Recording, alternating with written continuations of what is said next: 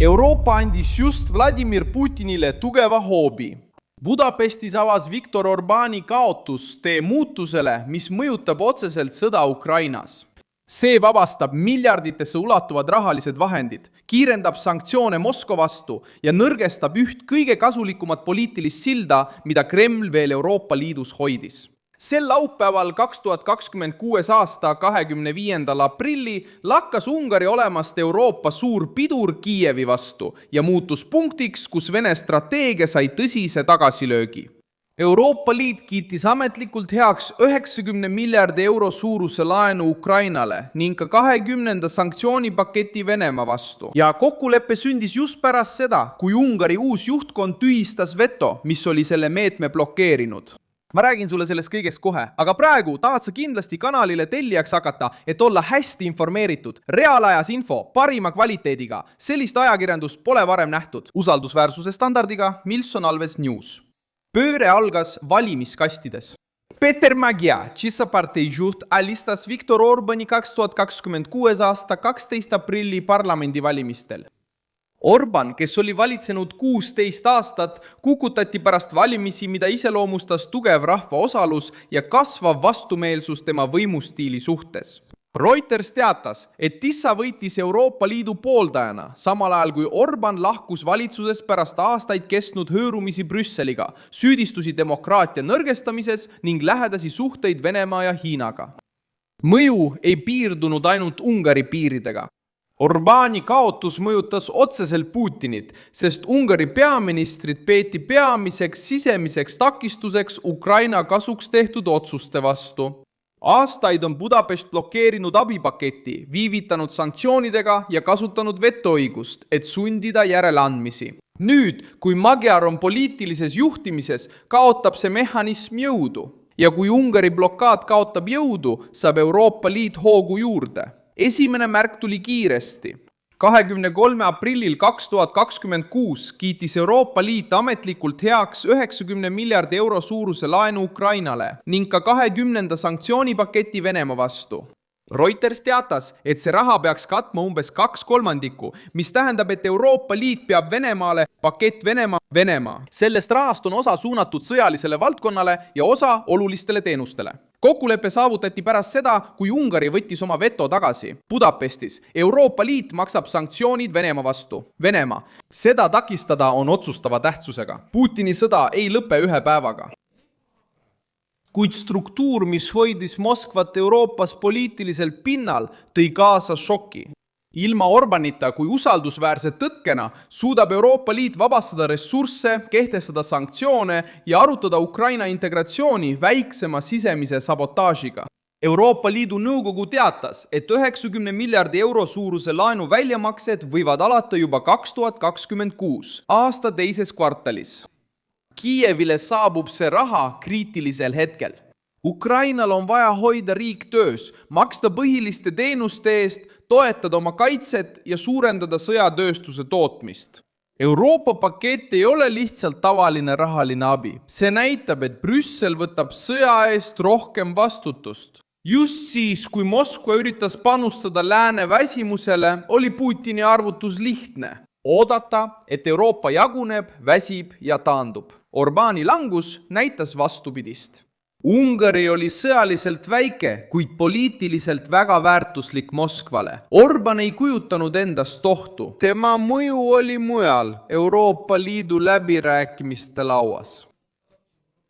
Ta võis otsuseid edasi lükata, nõuda muudatusi, ähvardada vetodega ja muuta iga Ukraina toetuspaketi aeglaseks vaidluseks. Putini jaoks oli see kulda väärt. Iga viivitus tähendas aega, iga veto tähendas kurnatust, iga sisetüli Brüsselis oli Vene propaganda jaoks kasulik.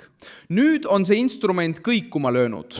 Magyar ei paista olevat juht, kes tahaks muuta Ungari otseseks sõjaliseks toetusbaasiks Ukrainale, kuid ta esindab midagi, mis juba muudab mängu. Ungari, mis on vähem alluv Kremlile ja rohkem huvitatud suhete taastamisest Euroopa Liiduga.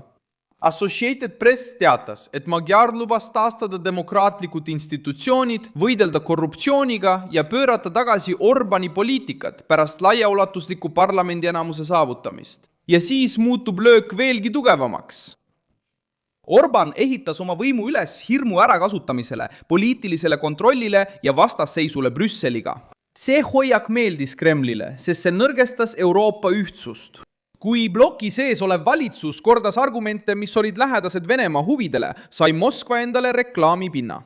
Võis öelda, et Euroopa on lõhestunud, Ukraina on isoleeritud ja sanktsioonidel pole tulevikku. Ungari kaotusega see reklaamipind purunes. Kreml püüdis kaotust pisendada, kuid Dmitri Peskov ütles, et Moskva ei saada Magyarile õnnitlusi, sest Ungarit peetakse vaenulikuks riigiks, kuna ta toetab sanktsioone Venemaa vastu. Avaldust kajastasid sellised väljaanded nagu Anadolu ja Medusa ning see näitas järsku muutust toonis võrreldes varasema suhtega Orbaniga. See Peskovi ütlus omab sümboolset tähendust. Kui Orban oli võimul, oli Moskvaga Euroopa Liidus olemas etteaimatav poliitiline kanal. Pärast valimisi hakati Ungarit käsitlema samas plokis nende riikidega, kes avaldavad Venemaale survet. Kreml võib proovida hoida pragmaatilist dialoogi Magyariga, kuid ta ei kontrolli enam tempot. See tükk, mis aitas Euroopat pidurdada, on nüüd mängulaua keskelt kadunud. Muutus mõjutab ka energiasektorit. Aastaid kaitses Orban Ungaris sõltuvust Vene naftast ja gaasist, kasutades seda teemat õigustusena vastuseisule Brüsselis. Hiljutist vaidlust Družba naftajuhtme üle kasutati argumendina Ukraina laenu blokeerimiseks. Kui naftavool taastati ja Budapest võttis oma vastuväite tagasi, liikus Euroopa pakett edasi. Associated Press tõi esile, et tarnete taastamine Ungarisse ja Slovakkiasse aitas ummikseisu lahendada. Aga peamine küsimus ulatub kaugemale naftatorust. Vladimir Putin on alati kasutanud energiat poliitilise hoovana. Kui mõni Euroopa riik sõltus liigselt Vene gaasist või naftast, sai Moskva survevõimu juurde.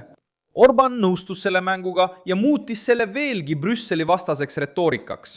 Magyari puhul ei pruugi see sõltuvus üleöö kaduda, kuid poliitiline tahe muutub. Ungari kaldub Venemaaga läbi rääkima, ilma et ta oleks Putini kilbiks Euroopa Liidus. Orbani kaotus mõjutab ka Vene narratiivi. Vladimir Putin püüdis müüa ideed, et lääs on lõhestunud, Euroopa on väsinud ja Moskvaga lähedased juhid saavad liidus rohkem võimu. Ungari valimised näitasid karmit vastust. Isegi pärast aastaid kestnud poliitilist kontrolli, surve avaldamist meediale ja hirmu retoorikat kukutas valijaskond valitsuse, mida peeti Kremlile liiga lähedaseks. Sellel on psühholoogiline mõju ka teistele riikidele, mida survestavad Vene mõjutuskampaaniad. Seega kaotab Putin 3 tasandil. Ta kaotab poliitilise liitlase Euroopa Liidus, kaotab tõkke raha ja sanktsioonide vastu ning kaotab osa narratiivist, et Euroopa on määratud lõhenema. Kremli jaoks, mis sõltub ajast, hirmust ja kurnatusest, on see tõeline hoop. Venemaal on endiselt relvad, sõdurid, nafta, propaganda ja liitlased, kuid ta kaotas ühe lüli, mis töötas Euroopa süsteemi sees. Samal ajal muudab Euroopa Liit Orbani languse praktiliseks tegevuseks. 90 miljardi euro suurune laen kiideti heaks. 20 sanktsioonipakett liikus edasi. Meetmed mõjutavad finantssektoreid, energiat, ebaseadusliku naftaveoga seotud laevu ja võrgustikke, mida kasutatakse piirangute vältimiseks. Euroopa Liidu Nõukogu teatas, et eesmärk on avaldada survet Venemaa sõjamajandusele ja anda Ukrainale võimalused. Peamine fakt on see, et Putini sõda on Euroopa poliitilisel areenil jõudnud keerulisemasse faasi, sest ta kaotas ühe oma tähtsamatest otseteedest Euroopa Liidu sees. Orbani langus vabastas raha, avas tee sanktsioonidele ja näitas, et Vene mõju on võimalik valimistel alistada. Blokaad, mis kaitses Moskvat Euroopa sees, sai tugeva löögi. Kiievile on see kergendus, Brüsselile edasiminek, Kremlile aga sünge hoiatus. Pane sellele videole like, telli kanal ja lõpuks vaata kommentaare, et olla Milson Always News kogukonnaga veelgi rohkem seotud.